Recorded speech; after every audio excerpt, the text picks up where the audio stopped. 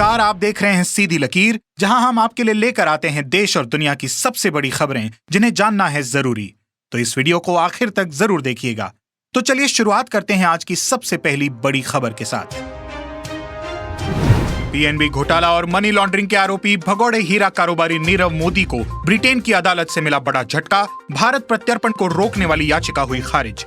बता दें, नीरव मोदी पर पंजाब नेशनल बैंक को 14,000 करोड़ रुपए से ज्यादा का चूना लगाने का है आरोप। 15 अप्रैल 2021 को यूके की गृह सचिव प्रीति पटेल के भारत प्रत्यर्पित करने के आदेश के बाद से ही नीरव मोदी वैंसवर्थ जेल में है कैद।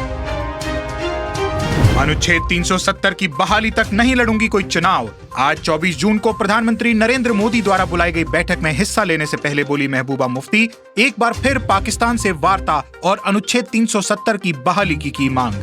सरकार के दोहा में तालिबान से बात करने का दिया हवाला।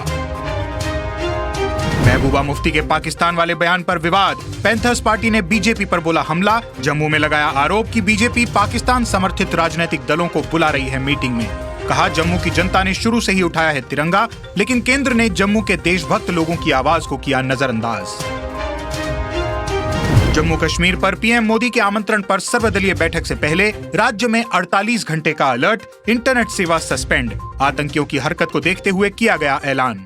उधर बसपा सुप्रीमो मायावती ने जम्मू कश्मीर को लेकर प्रधानमंत्री नरेंद्र मोदी की पहल की तारीफ। इस बैठक में जम्मू कश्मीर को पूर्ण राज्य का दर्जा दिए जाने को लेकर कुछ ठोस पहल करने की जताई उम्मीद। उत्तर प्रदेश से बड़ी खबर। उप मुख्यमंत्री केशव प्रसाद मौर्य ने तोड़ी चुप्पी। योगी के अचानक घर आने को लेकर खुलकर की बात।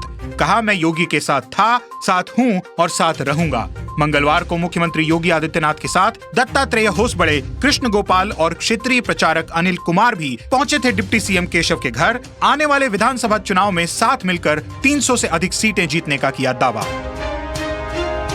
भाजपा के राष्ट्रीय महामंत्री बीएल संतोष ने की योगी सरकार की तारीफ। योगी के चेहरे पर ही यूपी चुनाव लड़ेगी भाजपा। मंगलवार को कैबिनेट मंत्रियों, राष्ट्रीय पदाधिकारियों और पूर्व प्रदेश अध्यक्षों के साथ हुई बैठक में दिए संकेत। सबका साथ सबका विकास ही पार्टी की नीति। मंत्रियों से किया चुनाव से पहले कामकाज का पूरा ब्यौरा तैयार करने का आह्वान।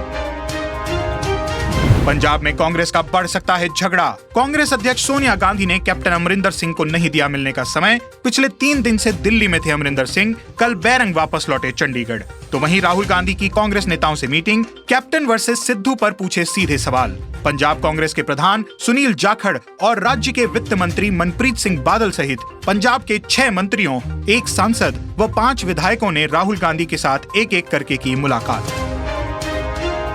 धर्म परिवर्तन करवाने वालों पर योगी सरकार सख्त। कहा, एनएसए लगाया जाए। उत्तर प्रदेश एटीएस ने किया धर्मांतरण के बड़े खेल का पर्दाफाश। उत्तर प्रदेश, पंजाब, राजस्थान और महाराष्ट्र समेत कई राज्यों में चलाए जा रहे हैं 60 इस्लामिक धर्मांतरण सेंटर। हिमाचल से आई एक चौंकाने वाली घटना सामने। सीएम के सामने भिड़े एसपी कुल्लू और सीएम सिक्योरिटी इंचार्ज। नौबत लात घूसों तक पहुंची। सीएम जयराम ठाकुर के सामने ही भिड़े पुलिस के दोनों अधिकारी। केंद्रीय मंत्री नितिन गडकरी के दौरे के दौरान हुई घटना। एयरपोर्ट के बाहर हुई हाथापाई। सिक्योरिटी इंचार्ज ब्रिजेश सूद ने लगाया आरोप कि एसपी गौरव सिंह ने उनको मारा थप्पड़। इस हाथापाई का वीडियो भी हुआ वायरल। लोक जनशक्ति पार्टी में विरासत को लेकर चाचा और भतीजे की जंग थमने का नहीं ले रही है नाम। इसी बीच चिराग पासवान का दावा, बीजेपी से चर्चा करके बिहार चुनाव में रखा था नीतीश विरोधी और मोदी समर्थक स्टैंड। जबकि पार्टी में फैसले को लेकर जारी थे आंतरिक मतभेद। पटना पहुंचते ही तेजस्वी यादव ने चिराग को दिया बड़ा ऑफर। सीएम नीतीश को बताया एलजेपी में टूट का मास्टरमाइंड। विजय माल्या, नीरव मोदी और मेहुल चौकसी की 9,371 करोड़ रुपए की संपत्ति बैंकों को हुई ट्रांसफर। प्रवर्तन निदेशालय ने बड़ी कार्रवाई करते हुए धोखाधड़ी के आरोपी भगोड़े कारोबारी विजय माल्या, नीरव मोदी और मेहुल चौकसी की 9,371 करोड़ रुपए की संपत्ति सरकारी बैंकों को कर दी है ट्रांसफर। बैंकों की 40% राशि पीएमएलए के तहत जब्त किए गए शेयरों की बिक्री के जरिए वसूली गई। अयोध्या में बन रहे राम मंदिर के लिए ली जा रही जमीनों को लेकर हर रोज लग रहे हैं नए आरोप। बता दें कि अभी तक 3 स्थानों पर ट्रस्ट ने क्रय की है जमीन। उनमें से एक क्रय किया गया 26.5 करोड़ का 180 बिस्वा भूखंड अयोध्या में चल रहे बाजार भाव से इस समय उसकी कीमत आंकी जा रही है 60 करोड़ से ऊपर। एलोपैथी बनाम आयुर्वेद वाले विवाद में नया मोड़। सुप्रीम कोर्ट पहुंचे बाबा रामदेव। सभी केस दिल्ली ट्रांसफर करने की मांग। बता दें कि योग गुरु बाबा रामदेव के खिलाफ आईएमए की पटना और रायपुर यूनिट ने एलोपैथी चिकित्सा पद्धति और दवाओं को लेकर गलत जानकारी फैलाने के आरोप में दर्ज की है एफआईआर। बाबा रामदेव ने इन दोनों ही एफआईआर को दिल्ली ट्रांसफर किए जाने की है मांग। अब स्टॉक मार्केट अपडेट। बाजार में हावी रही मुनाफा वसूली, सेंसेक्स निफ्टी गिरकर हुए बंद। बैंकिंग सेक्टर में भारी बिकवाली। हफ्ते के तीसरे कारोबारी दिन बाजार ने अच्छी तेजी के साथ की शुरुआत, लेकिन दिन भर की मुनाफा वसूली के बाद कारोबार के अंत में सेंसेक्स 282.63 अंक की गिरावट के साथ 52,306 के स्तर पर हुआ बंद। वहीं निफ्टी 85 अंक टूटकर 15,686 के स्तर पर हुआ बंद। अब देश के सराफा बाजार का हाल। फिर सस्ता हुआ सोना चांदी। देश में पिछले 5 दिनों से सोने चांदी की कीमतों में लगातार जारी है गिरावट। बुधवार शाम 24 कैरेट सोने का दाम 47,214 रुपए प्रति 10 ग्राम रहा, तो वहीं चांदी के दाम में मामूली बढ़ोतरी के बाद कीमत रही 67,991 रुपए प्रति किलो। देश की दूसरी सबसे बड़ी सॉफ्टवेयर कंपनी इंफोसिस का 9,200 करोड़ रुपए का शेयर बायबैक शुक्रवार से होगा शुरू। कंपनी इसमें 1,750 रुपए प्रति शेयर की अधिकतम कीमत पर खरीदेगी 9,200 करोड़ रुपए के शेयर। कंपनी के बोर्ड और शेयर होल्डर से मिल चुका है अप्रूवल।